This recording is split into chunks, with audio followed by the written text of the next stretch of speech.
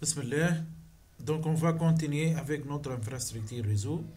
Comme vous voyez ici, on a parlé du routage ROUS, donc en utilisant le router Honesty. Donc nos ports ici, normalement on a un port trunk ici, un port trunk ici, un port trunk ici. Ici ce sont des ports access. Ici c'est un port access. Celui-là, il est access, puisqu'il est relié avec le nœud, avec un autre. Ici, normalement, les 4 ports vont être des ports access. Et les ports qui sont en face, entre les switches, vont être trunk, des ports trunk. Ben, concernant la configuration, donc normalement, l'administrateur, qu'est-ce qu'il doit faire? La première chose, il doit créer les VLAN sur ce switch. C'est-à-dire, il doit créer le VLAN 20. Par la suite, il va créer le VLAN 30 ici. Ensuite, il va passer au deuxième switch. Il doit créer les deux VLAN. Et à la fin, au switch distribution, il doit créer les deux VLAN. Si on a plusieurs VLAN, donc il doit les créer tous. Ben, donc, c'est une configuration pénible. Donc, Cisco a inventé un protocole appelé le VTP, VLAN Trunking Protocol. Qu'est-ce qu'il permet ce VLAN? Il permet de faciliter la configuration, c'est-à-dire il suffit de créer les VLAN sur un seul switch. Et cette création va être propagée sur les autres switches. De plus, si on supprime un VLAN ici, il va être supprimé sur tous les autres switches. Ça d'une façon. D'une autre façon, le protocole VTP, lorsque la création ou bien la configuration des VLAN va être propagée sur les autres switches, elle doit passer par un port trunk. Sinon, elle ne peut pas passer. Donc, sur un port normal, on ne peut pas faire passer cette configuration VTP. Donc, normalement, par logique, il faut commencer par configurer les ports trunk. Donc ici, on a normalement 3 ports. Ici, un port. Donc, combien? Normalement, 4 ports. Et si on augmente le nombre de switches, ça peut être, le nombre de ports trunk va augmenter de même. Donc, qu'est-ce qu'elle a fait, Cisco? Elle a créé un nouveau protocole DTP. DTP, c'est un protocole Cisco. Donc, DTP, c'est un protocole, comme on a dit, Cisco Dynamic Trunking Protocol. C'est quoi le rôle de ce protocole? Il va nous permettre de configurer ou bien de minimiser la configuration des ports. C'est-à-dire, on n'a pas besoin de configurer tous les ports en trunk. Il suffit de configurer seulement les ports du switch distribution. Donc, c'est-à-dire, si ce port il est trunk, alors les autres ports d'en face vont être en trunk. Si ce port est configuré en mode trunk, alors automatiquement ce port d'en face va être configuré en port trunk. Automatiquement. C'est-à-dire, l'administrateur il va seulement faire sa configuration ici. Et grâce au protocole DTP, les ports d'en face vont être configurés en port trunk. Par contre, pour les ports access, donc, ils doivent être configurés manuellement par l'administrateur. Donc, juste on gagne au niveau trunk. Et si par la suite, si ces ports sont configurés en mode trunk, on peut maintenant utiliser le protocole VTP. C'est-à-dire, on peut créer les VLAN ici et automatiquement, ils vont passer vers les autres switches. Il faut parler de quelque chose. Dans le mode VTP, on a 3 modes. On a des switches en mode serveur. Il y a aussi le mode client. Et il y a aussi le mode transparent. Donc, un switch en mode serveur, qui est le mode par défaut. Donc dès qu'on allume le switch, le protocole DTP il est mis en marche et le switch il est en mode serveur. Donc si le switch il est en mode serveur, alors on peut, toute création de VLAN ou suppression de VLAN ou modification de VLAN va être propagée sur les autres switches. Donc je peux créer un VLAN ici, il va être propagé sur les autres. Je vais trouver même les VLAN que j'ai créés avec la commande normalement show VLAN brief. Bien sûr, le port ici il doit être trunk pour que la configuration puisse se propager. Mais supposons quelqu'un, je suis l'admin, et quelqu'un, un pirate ou quelqu'un de malveillant, a pu accéder à ce switch. Et il a pu supprimer les VLAN. Donc cette suppression, qu'est-ce qu'elle va faire? Elle va aussi se propager sur tous les switches du réseau. Donc il va endommager le réseau. Donc normalement, puisque les switches en mode, le mode par défaut est le mode VTP server, donc il faut faire la configuration de telle sorte à rendre cette switch en mode client. C'est quoi le mode client? Sur ce mode, on ne peut pas créer, ni modifier, ni supprimer les VLAN. On va juste suivre ce que le serveur va nous envoyer. Donc on va seulement recevoir les modifications. S'il y a une création, il y aura une création sur le mode client. Donc le mode client, il va rester en écoute. S'il y a une information du VTP server, il va obéir ou il va appliquer cette modification. Le mode transparent, donc il ne va pas participer au protocole VTP. Donc il va créer ses VLAN pour lui seul, il va supprimer pour lui seul, c'est-à-dire il va travailler tout seul. Le mode on peut l'utiliser par exemple dans une société pour notre super hiérarchique. Donc les VLAN, il n'est pas avec les autres groupes. Donc je répète, on a le VTP server, donc si on configure le switch en mode VTP server, donc il va pouvoir créer supprimer les VLAN et toute création ou suppression va être propagée sur tout le réseau.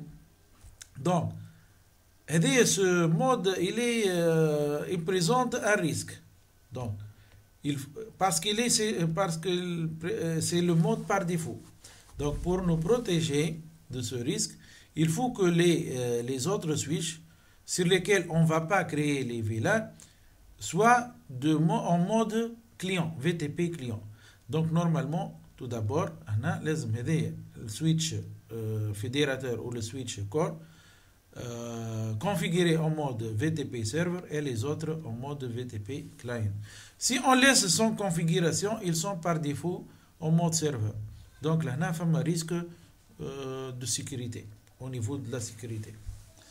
Voilà. Donc normalement, la première étape qu'on a, on doit faire fonctionner le protocole DTP. Par la suite, on va passer au protocole VTP. Et pourquoi on doit configurer le protocole DTP? Parce que les ports doivent être en mode trunk pour pouvoir passer ou propager la configuration VTP.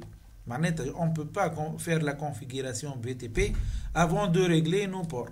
Donc, soit on fait le réglage manuellement, il va nous emmener à travailler péniblement sur tous les switches, ou bien on utilise le protocole DTP, où il va nous suffire seulement de configurer un seul côté, et les autres vont recevoir la configuration automatiquement.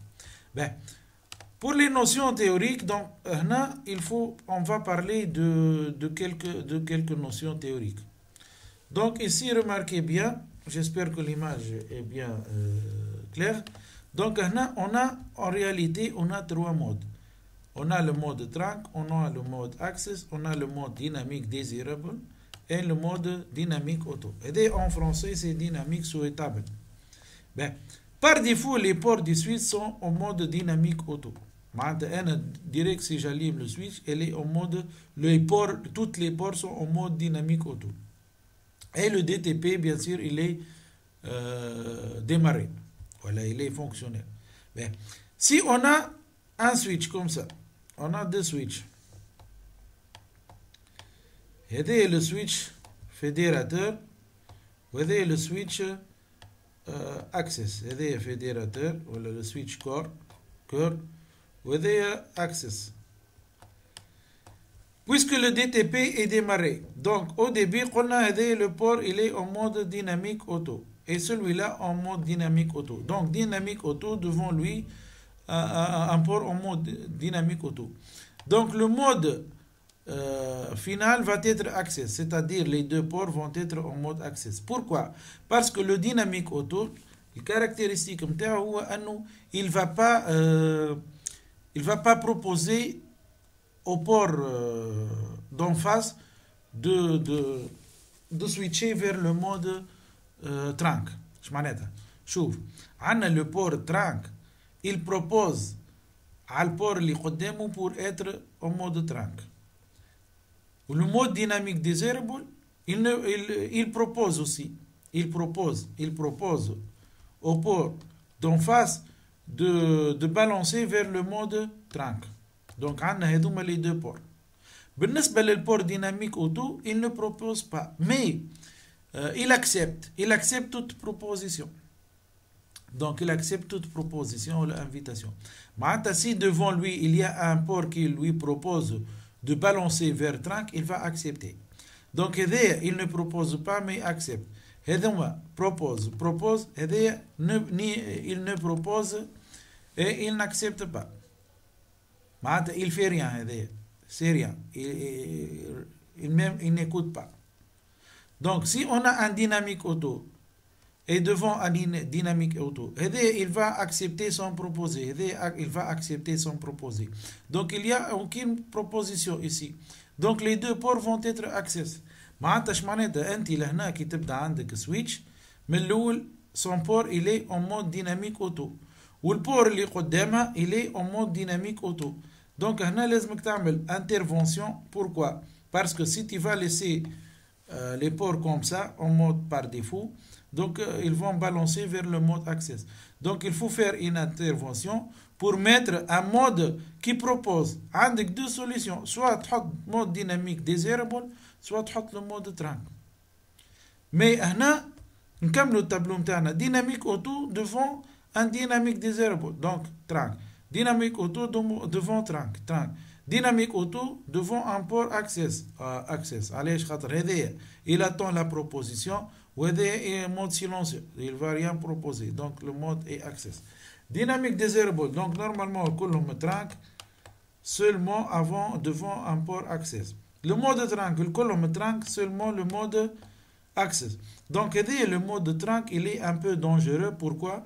Parce que parfois, devant un mode access, il n'y aura pas de communication. On a fait la documentation Cisco, ils ont mentionné le line limited connectivity parce qu'il y a seulement communication au niveau de VLAN 1, qui est le VLAN natif.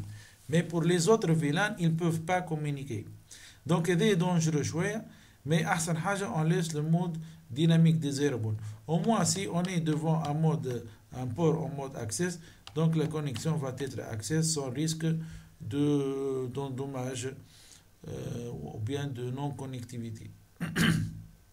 Pour le port access, donc mode silencieux, il ne va pas proposer, seulement avec le mode trunk, il y a une limite de connexion. Donc il n'y a pas de connexion.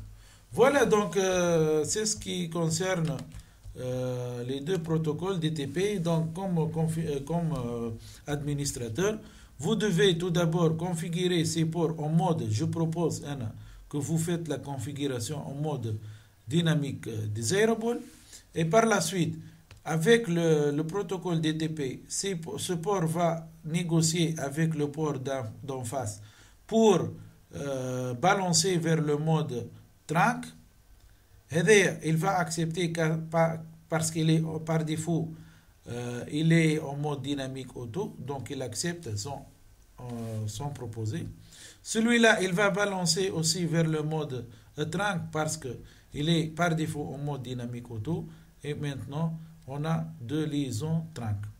Pour ce port, il est en mode trunk. Il va aussi proposer à ce port d'être en mode trunk. Mais ce port, c'est un port d'un switch. Donc, il ne comprend pas le mode trunk. Il va être normalement divisé en deux sous-interfaces. Et ces deux interfaces vont ajouter le tag sans travailler en mode trunk. Donc le mode trunk, on a seulement entre les switches. Donc il n'y a pas un mode trunk pour le routeur. Donc à quoi ça sert à nous? Le DTP va rester en mode trunk. Donc il va toujours proposer au port du routeur de balancer vers le mode trunk. Donc ce port ne va pas répondre. Donc il y a une perte, il y a une information utile qui va encombrer cette liaison. Ou cette liaison, elle est très importante parce qu'elle va relier les différents VLAN. Donc mieux de garder le débit stable. Donc il faut normalement désactiver la négociation, c'est-à-dire la proposition automatique causée par le protocole DTP, et cela en ajoutant une commande normalement non négociée. Ne faites pas la négociation. Donc non négociate, je vais l'écrire comme ça, non attaché, négocier. C'est comme ça la commande non négociate pour empêcher le port des trunk d'envoyer des invitations ou bien des propositions DTP à ce port. Et comme ça, on garde cette connexion stable. Voilà, donc ça c'est ce qui concerne les deux protocoles DTP et VTP. Donc si on résume, qu'est-ce que vous devez faire? Normalement, au début, vous devez configurer les trois ports au mode trunk. Par la suite, la configuration des ports en phase va être automatique. Par la suite, vous activez le protocole VTP et cela en crée ce qu'on appelle un domaine. Donc, normalement, la commande va être VTP domaine. Vous choisissez un domaine, par exemple le domaine IZ. Par la suite, qu'est-ce qu'il va y avoir? On va envoyer ce domaine, on va créer plutôt les VLAN. Les VLAN, par exemple 20, VLAN 30. Par la suite, grâce au VTP, ces VLAN et ce domaine vont être propagés vers les autres switches. Voilà. Et à la fin, qu'est-ce qu'on va faire? On va faire la configuration des ports access. C'est-à-dire les ports access, ça doit être fait manuellement. Et à la fin, il faut pas oublier de configurer les sous-interfaces des routeurs RAWS. Ici, par exemple, si on a l'interface F1.1, donc les sous-interfaces vont être F1 sur 1.0 et la deuxième, plutôt point 1, ou la deuxième interface c'est F1 sur 1.2. Donc voilà les deux sous-interfaces. Donc juste on va écrire comme ça pour créer les deux sous-interfaces. Donc si vous avez remarqué bien, on a trop parlé, mais côté configuration c'est très simple. Il suffit juste de créer deux sous-interfaces avec deux simples commandes comme ça. Int et bien sûr on donne l'adresse IP et le masque. Voilà, donc j'espère que ça a été très bien clair. Je vous remercie pour votre attention et à la prochaine vidéo dans laquelle on va faire